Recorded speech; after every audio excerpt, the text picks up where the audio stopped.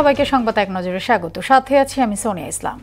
আওয়ামী লীগকে ক্ষমতায় টিকিয়ে রাখতে রাজনৈতিক ষড়যন্ত্রে বিডিআর হত্যাকাণ্ড ঘটানো হয়েছে বলে জানিয়েছেন আন্তর্জাতিক অ্যাটর্নি জেনারেল মোহাম্মদ আসাদুজ্জামান। বাংলাদেশ চলচ্চিত্র উন্নয়ন কর্পোরেশন এফডিসিতে বিডিআর হত্যাকাণ্ডের দায় নিয়ে ছায়া সংসদ অনুষ্ঠানে কথা বলেন তিনি। খুনি শেখ হাসিনাকে আশ্রয় প্রশ্রয় দেওয়ার প্রতিবেশী রাষ্ট্রের সমালোচনাও করেন অ্যাটর্নি জেনারেল।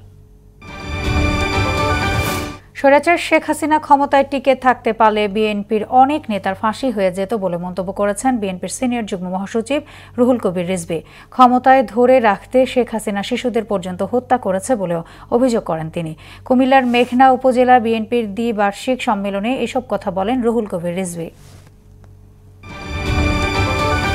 অন্তর্বর্তী সরকারের সময়োপযোগী পদক্ষেপের কারণে আসন্ন রমজানে নিত্যপণ্যের দাম বাড়বে না বলে জানিয়েছেন ব্যবসায়ীরা। তবে কোম্পানিগুলোর সিন্ডিকেট ও তাদের কারসাজিতে বাজারে সয়াবিন তেলের সংকট যেন কাটছেই না।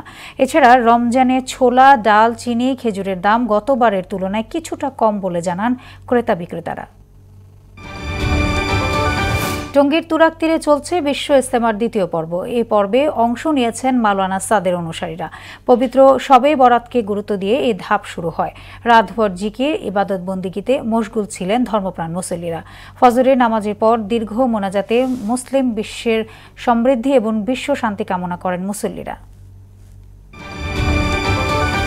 গত বছরের 5ই আগস্ট থেকে চলতি বছরে 31 জানুয়ারি পর্যন্ত 378 ব্যক্তি ও প্রতিষ্ঠানের 2000-এর বেশি ব্যাংক হিসেবে 16,000 কোটি টাকা জব্দ করা হয়েছে। এক প্রতিবেদনে এই তথ্য জানিয়েছে আর্থিক গোয়েন্দা বিভাগ বিএফআইইউ। এদিকে কেন্দ্রীয় ব্যাংক জানিয়েছে রাজনৈতিক পথ পরিবর্তন সহ বিভিন্ন কারণে চলতি অর্থ বছরে বেড়েছে ব্যাংক ঋণের পরিমাণ।